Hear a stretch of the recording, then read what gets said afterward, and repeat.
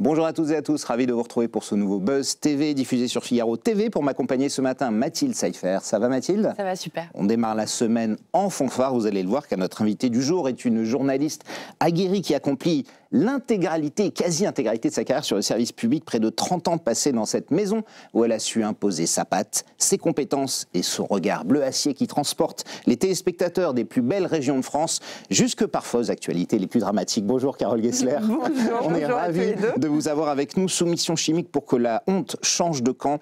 C'est le titre du documentaire exceptionnel, n'ayons pas peur des mots, qui sera diffusé demain soir sur France 2 en prime time, suivi à 22h40 d'un débat que vous animerez. Que faire après le procès de Mazan? Alors avant qu'on entre dans le détail, Carole, de cette grande soirée continue, j'ai envie de vous demander pourquoi avoir choisi ce thème. On rappelle que le verdict a été rendu il y a un mois tout juste, c'était le 19 décembre dernier.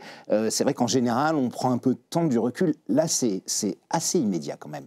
C'est immédiat parce qu'on n'est pas sur le verdict du procès de Mazan, on est sur ce phénomène de la soumission chimique, et je dis bien phénomène parce que moi-même j'ai découvert que c'était un phénomène.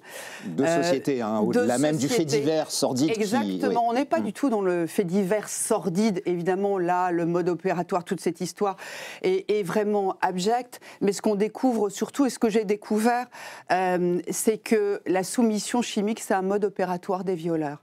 C'est-à-dire que je savais, comme beaucoup de téléspectateurs sans doute, qu'il y avait ce risque du GHB. Quand on a des gamins qui ont 20, 25 ans, on leur dit faites attention, vous allez en boîte de nuit, faire attention à son verre, couvrir le verre, etc. Mais ce qu'on découvre, c'est qu'en fait, le GHB, c'est 5% de la soumission chimique. En fait, droguer quelqu'un à son insu pour l'abuser, notamment sexuellement, eh bien, ça passe dans plus de la moitié des cas par des médicaments qu'on trouve dans nos armoires à pharmacie.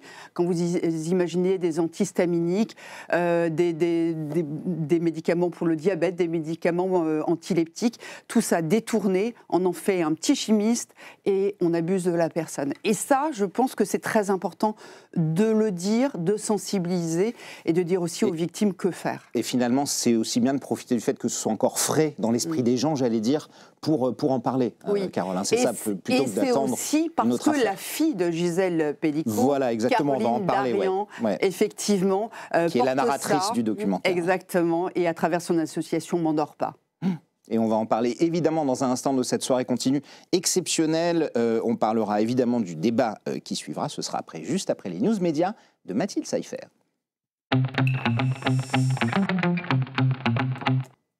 On démarre ces news médias, Mathilde, avec les explications de Daphné Burki de son départ du groupe Canal+. Oui, alors l'animatrice opérant sur France TV depuis 2018 était l'invitée hier de C'est Médiatique. Et avant d'être l'une des jurées de Drag Race France et animatrice sur France 4, elle évoluait dans le groupe Canal, tant à la télé qu'à la radio avec une émission sur Europe 1. Et si elle a apprécié l'exercice, elle a confié qu'elle ne pourrait plus y retravailler. En cause, la ligne éditoriale. Je cite, « Je suis partie de Canal+, parce qu'à l'époque, ils ont voulu me changer de producteur. Entre autres, ça devait être Cyril Hanouna qui devait me produire et je ne me sentais pas dans sa ligne éditoriale, donc j'ai préféré quitter le navire. » Bon, évidemment, ces lignes éditoriales qui ont changé, que ce soit Canal+, Europe 1, CNews notamment, qui est devenue la première chaîne de France, la première chaîne info de France.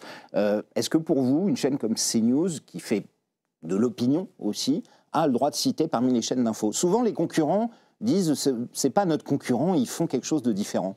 Je pense qu'ils font quelque chose de différent et quand on va sur CNews, j'y vais parfois par curiosité parce que c'est intéressant aussi de voir quel type d'opinion on essaie de véhiculer. Donc quand on sait et que on va dire la couleur est clairement exprimée au départ, elle est là. C'est évidemment pas ma tasse de thé et mais c'est une autre chaîne, une autre façon. Mais ça a le droit d'exister. Après tout, il y a des journaux d'opinion. Moi, je pense que c'est le pluralisme de l'information. Maintenant, je pense, moi, mon point de départ, c'est toujours de dire éduquons nos enfants à bien comprendre comment on décrypte une information vraie, vérifiée.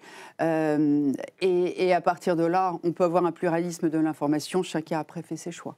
Absolument. L'important, c'est de savoir ce qu'on va chercher quand on va sur telle ou telle chaîne.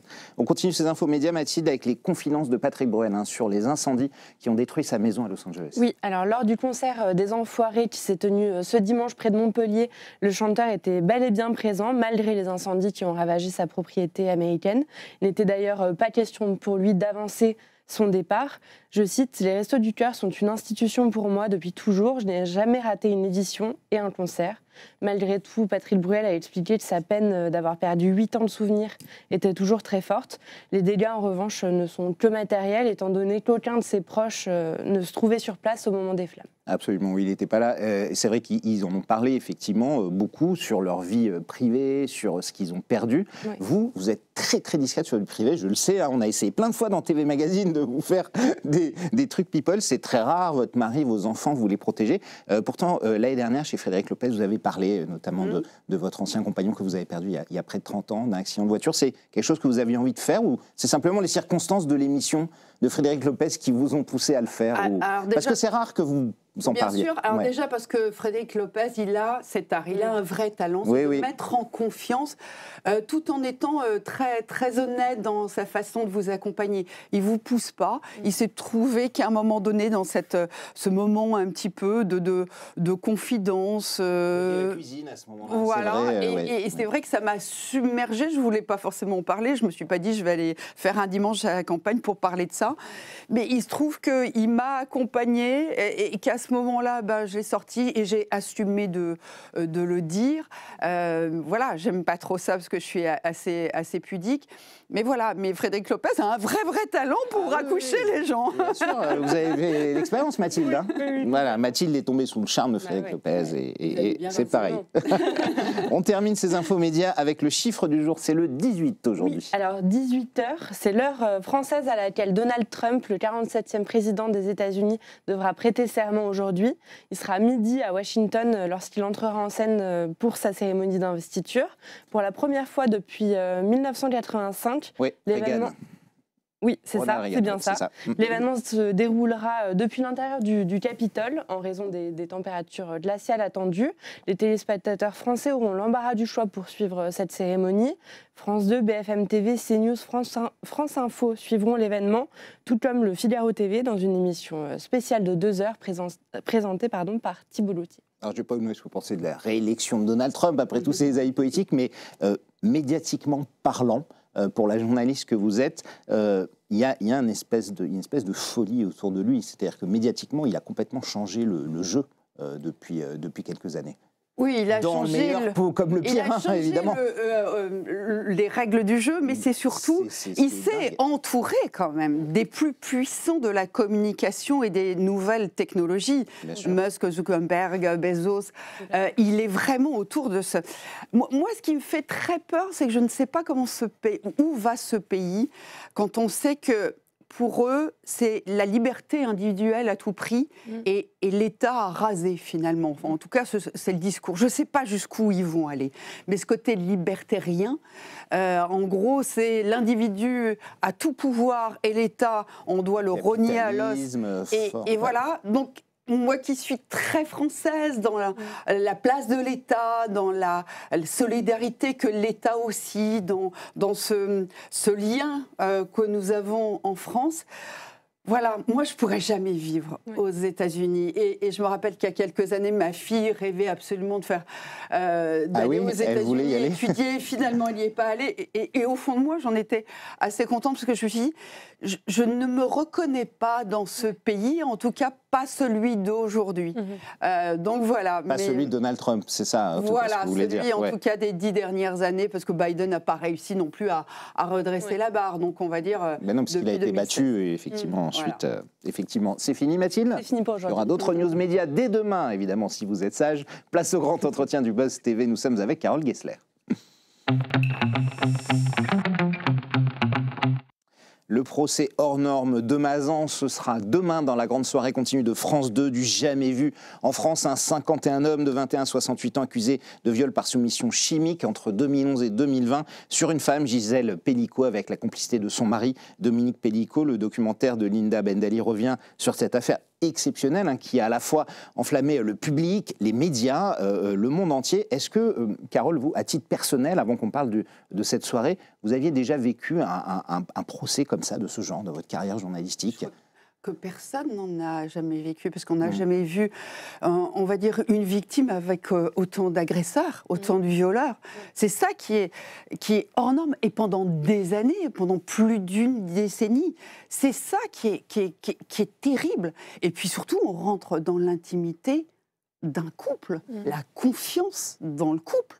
Enfin, c'est terrible. Alors, il y a des féminicides, c'est terrible, mais là, c'est une autre façon de tuer progressivement quelqu'un. Enfin, de la déposséder d'elle-même, effectivement. Oui. C'est tellement glaçant, c'est tellement inimaginable. Je crois que ça nous a tous tellement à la fois bouleversés, écœurés, révoltés, interrogés, aussi, interpellés. Et nous, on interpelle justement à France Télévisions à partir de là. Alors justement, le point fort du documentaire diffusé demain soir, c'est qu'il est raconté par Caroline Darian, la fille du couple Pellicot, qui soutient sa mère contre son père. Elle tenait vraiment à le faire ?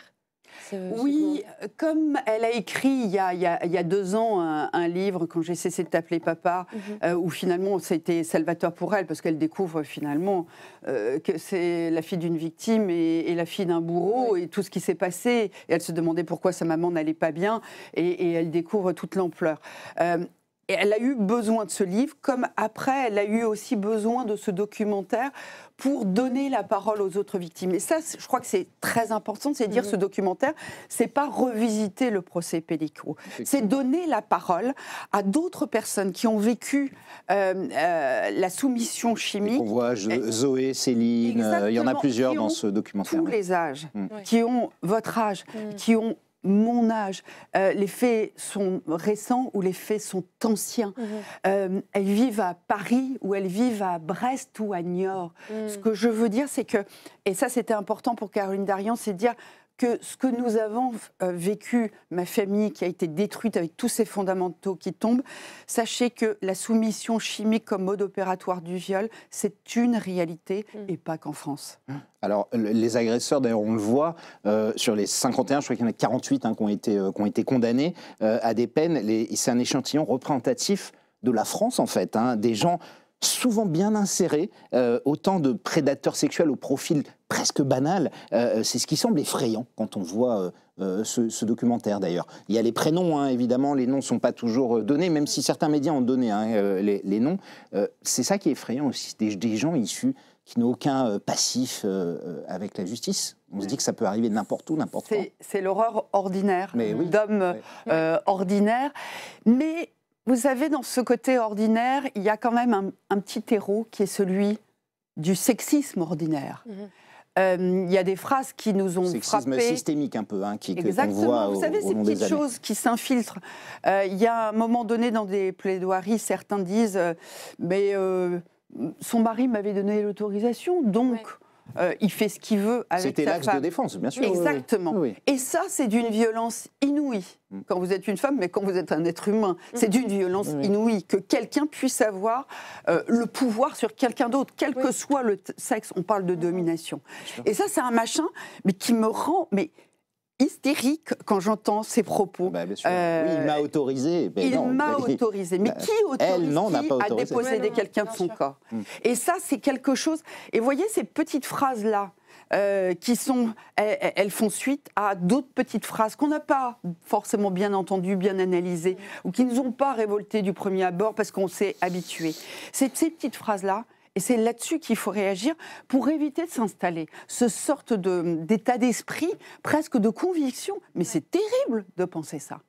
Et alors Dominique Pellicot a tout prévu dans les moindres détails pour qu'il n'y ait aucune trace, sauf les vidéos qu'il faisait. Et heureusement, c'est ça qui l'a confondu. Parce que c'est le problème dans ces affaires de soumission chimique, c'est qu'en fait, les traces, elles disparaissent très très vite quand vous faites les analyses d'urine ou de sang. Et la seule c'est moins de 12 heures, je crois. Hein, c'est exactement. Ça, c'est peu. Donc vous imaginez bien, vous venez de vous faire... il s'est passé quelque chose, parce que c'est ça le problème aussi des victimes, c'est qu'en fait, elles se disent, je suis des nudistes, je me retrouve dans un parc, enfin, vous écouterez des témoignages dans ce documentaire incroyable. Elles se disent, il s'est passé quelque chose, mais j'ai un trou noir. C'est ça, c'est l'amnésie. Et certaines disent, c'est un gouffre. Parce qu'en fait, le problème, c'est que la soumission chimique, vous perdez toute conscience de l'instant. Et là, comment vous faites? Le matin, vous réveillez, vous dites, je suis à moitié dénudée, j'ai des traces d'échymose, etc. Vous allez en parler à qui? Parce que vous êtes sous le choc, vous n'avez pas vraiment de souvenirs, ou ils sont assez vaporeux. Et là, comment vous faites? Votre seul moyen, ça serait d'avoir des traces dans le sang. Ça part très vite, vous l'avez dit, 10 heures. Après, il reste les traces capillaires. C'est-à-dire qu'il faut attendre 1 mois après l'événement pour avoir une trace dans les cheveux, la partie qui a repoussé. Mais pour ça, il faut que ce soit un juge qui ordonne ça et qui, à partir de là, ça soit remboursé. Donc vous voyez qu'il y a quand même toute une prise de conscience qu'il faut avoir sur alerter et accompagner les victimes. Alors, l'important aussi, ce qu'on voit dans le documentaire, c'est que Gisèle Peicco a décidé de lever le huis clos. Ça aurait pu se faire à huis clos, ce qui est une décision forte et très courageuse de sa part et qui va changer la vision globale de tous les gens sur cette affaire. On voit que la mère, donc Gisèle Peicco, devient une icône. Pour que la honte change de camp, on est toute Gisèle. On voit ces milliers de gens qui la rejoignent. C'était ça aussi l'objectif de Gisèle Peicco et de sa fille Caroline. Oui, bien sûr. En rendant le procès public. Oui, mais vous savez, c'est vraiment comme le procès en 78 défendu par Gisèle Halimi. Rappelez-vous, avec Aix-en-Provence, ces 2 jeunes femmes belges qui se font violer. C'est toute la notion du consentement. Et à partir de là, le viol est devenu un crime aux yeux de la loi.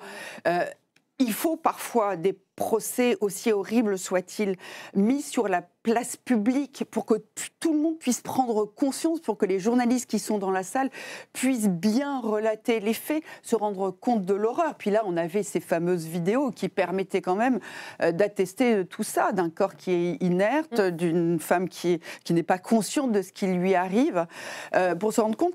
Donc, est-ce qu'il y aura un avant, un après? Je n'en sais rien, mais en tout cas, une vraie prise de conscience. Mais en même temps, si vous regardez les applaudissements à la sortie du tribunal ou à l'entrée du tribunal, c'était 90% des femmes. Des femmes, absolument. Des femmes. Donc il faut toujours faire attention qu'à un moment donné, on ne dise pas ce sont des féministes, et qu'on réduise ça à un problème de femmes. C'est pour ça que sur le plateau, on a voulu avoir un homme qui travaille sur ces questions notamment, parce que je ne veux pas que ça soit une affaire de femmes. Ça doit être une affaire de chacun d'entre nous. Justement, ça fait un contraste assez fort avec le silence presque assourdissant, la faiblesse de la réaction des politiques, à part quelques femmes politiques. Mais pour les hommes, c'est assez incroyable. Certes, Emmanuel Macron et François Bayrou ont salué le courage de Gisèle Peicco, mais on n'a pas senti un réel soutien. Ça vous a surpris, ça, Carole, ces politiques? Écoutez, Caroline, la fille, dit il faut une réponse politique forte, voire historique. Alors, sur le plateau, il y aura Sandrine Josso, qui est la députée, justement, vous savez, qui a échappé de peu à une agression, en tout cas une tentative d'agression d'un sénateur qui, pour l'instant, l'affaire n'est pas jugée, donc il est présumé innocent, mais qui raconte que dès qu'elle commence à essayer de faire bouger les choses, et il y a beaucoup de choses à faire dans ce domaine, elles ne sont pas beaucoup d'écoute, on la regarde un peu, ce n'est pas une priorité. Bon, il faut dire que la période, on va dire, politique et d'instabilité n'est pas faite pour mettre ces sujets-là sur le devant. Et pourtant, on ne doit pas les oublier, comme plein d'autres sujets de société. Mais on sent bien que finalement, ça gêne finalement de dire des choses qui sont pas belles à voir. Et pourtant, il faut dans une classe de politique dominée par des hommes, encore beaucoup, bien sûr aussi. Encore. Et Sandrine Josso vous le dit très clairement, c'est compliqué. Il y a une forme de résistance. Voilà. Donc, j'espère que tout ça, que cette prise de conscience, et on se disait avec Caroline Darian, avec Linda Bellali, qui a fait ce documentaire, que ça créera, le documentaire sera aussi quelque chose de référent, qui permettra de parler, vous savez, il y a une plateforme téléphonique qui a été créée pendant le CRAFS, qui a été créé pendant le procès. Le nombre d'appels que vous avez de femmes qui disent « mais moi, j'ai 70 ans, mais je pense que… » Là, j'ai un doute, je pense que ça m'est arrivé là, etc., qui ont besoin de parler. Le nombre de professionnels de santé, des médecins généralisés, infirmiers qui disent, écoutez, moi j'ai besoin d'informations, je ne sais pas reconnaître les symptômes ou les conséquences d'une soumission chimique, qui sont l'amnésie, les vertiges, plein d'autres choses. Et qui disent peut-être que je suis passée moi aussi à côté de quelque chose. Parce que Gisèle Pellicot, elle était en errance thérapeutique pendant 10 ans. On pensait qu'elle avait la maladie d'Alzheimer, qu'elle était en dépression. La ménopause, tiens, c'était les symptômes de la ménopause. Vous voyez qu'il y a beaucoup de choses sur beaucoup d'axes. Pardon, je suis très passionnée par ce sujet. Vous avez raison. Est-ce que vous pensez justement que la formation médicale, ça peut être une solution ?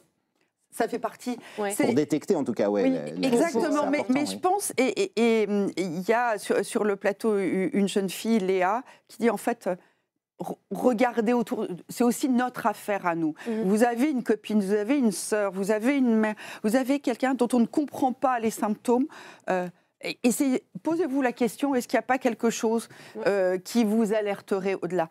Être en alerte, tous, chacun d'entre nous. Qui seront vos invités dans le débat, Carole, qui suivent? Vous pouvez nous dire déjà qui seront là, oui. On parle de Sandrine Josso, cette députée qui essaie de faire bouger les choses. Donc Caroline Darian, évidemment. Leïla Chawachi, qui est vraiment une pharmacienne qui est spécialiste, qui depuis 20 ans travaille à l'Agence du médicament sur ces questions-là, essaye de les relancer. C'est 20 ans. Ouais. On en entend seulement parler depuis aujourd'hui, comme quoi. La petite Léa qui est dans le... Je dis petite parce qu'elle a à peine 22 ans et je trouve qu'elle a beaucoup de courage de s'exprimer à visage découvert. Elle vient de Brest, elle raconte son histoire dans le documentaire et elle vient le prolonger et je dis bravo. On aura aussi une avocate qui traite des affaires sexuelles et puis un homme, Maxime Rusniewski, qui lui est justement autour de l'égalité homme-femme, qui travaille beaucoup sur les violences sexistes et sexuelles. Sexistes et sexuelle. Ce que je veux dire, le sexisme, c'est aussi les prémices de quelque chose qui peut parfois dévier, évidemment, pas tout le temps, mais l'alerte, elle est bien en amont.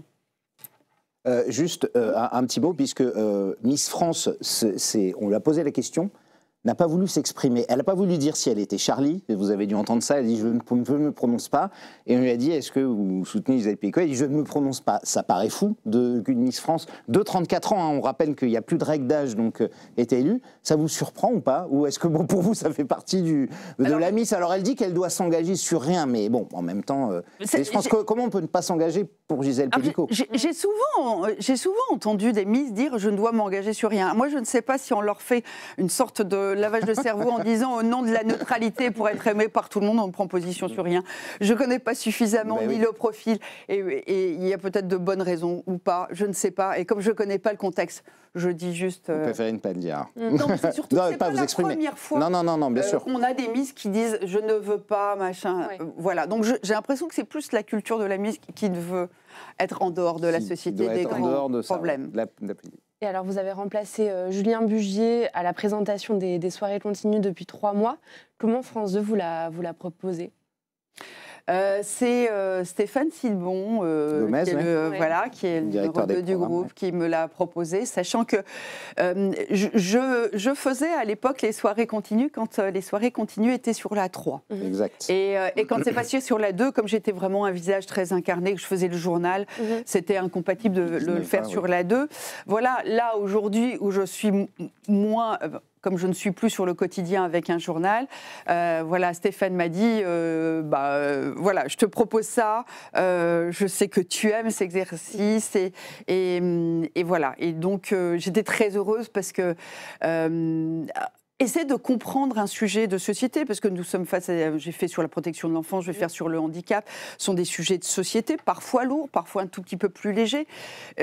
Ça a toujours été ma façon, regarder, écouter les gens, comprendre à partir de témoignages et essayer d'apporter aussi des solutions, des regards différents, d'être dans la nuance, pas dans la caricature. On parlait tout à l'heure de CNews.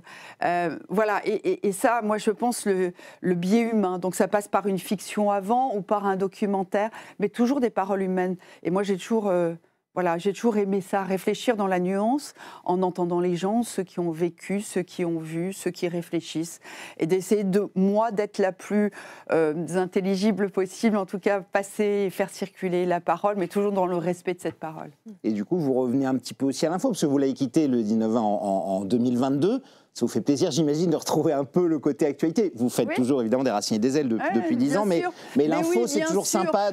Quand on est journaliste, on a ça dans le sang. Parce qu'effectivement, quand je fais des Racines et des ailes, je suis dans un passé, même si c'est pas toujours le passé, parce que ceux qui aujourd'hui font vivre notre patrimoine sont des gens très engagés dans la société d'aujourd'hui. Vous avez bien raison de le dire. Voilà, donc c'est pas du patrimoine en naphtaline. Il y a énormément de choses et les Français sont très créatifs pour faire bouger leur patrimoine et parfois c'est des savoir-faire qui se réinventent, qui se modernisent, etc.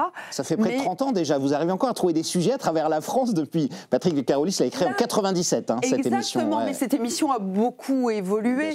Aujourd'hui, on est beaucoup sur le patrimoine en France, mais on s'est rendu compte à quel point les Français, moi je crois beaucoup, vous savez, il y a un vrai succès du Made in France. Vous voyez le salon qui est porte de Versailles tous les automnes, ne désemplit pas. Et derrière, il y a beaucoup de savoir-faire. Et je trouve on essaye de les mettre en valeur. On essaye aussi de mettre en valeur dans des Racines le lien, parce que je pense qu'on parlait de cette société américaine qui est tellement divisée, qui se tape dessus et qui est fissurée. La nôtre aussi, elle est fissurée. Et je trouve que des Racines, à travers justement ce vivre ensemble, dans des territoires, des gens qui font ensemble, qui à la limite n'ont rien à faire ensemble, ne sont même pas socialement dans le même univers, mais vont à travers du patrimoine, une idée, une façon de faire bouger les choses, se retrouver. Moi, je trouve que c'est ça. Et si on peut faire du bien à travers ça, c'est chouette. C'est très bien, Carole. C'est un merveilleux moment. Pour nous dire au revoir, cette émission est déjà terminée. Je rappelle qu'on retrouvera demain cette soirée continue exceptionnelle à ne pas manquer sur la soumission chimique pour que la honte change de camp. Le magnifique documentaire suivi du débat que vous animerez à 22h40. Que faire sur l'après-Mazan? Et puis évidemment, Racines et des ailes. On continue de vous y retrouver. Nous, on sera là dès demain, Mathilde, avec notre invité Daniel Gilbert. Ne manquez pas non plus cette émission. D'ici là, prenez soin de vous et merci encore de votre fidélité.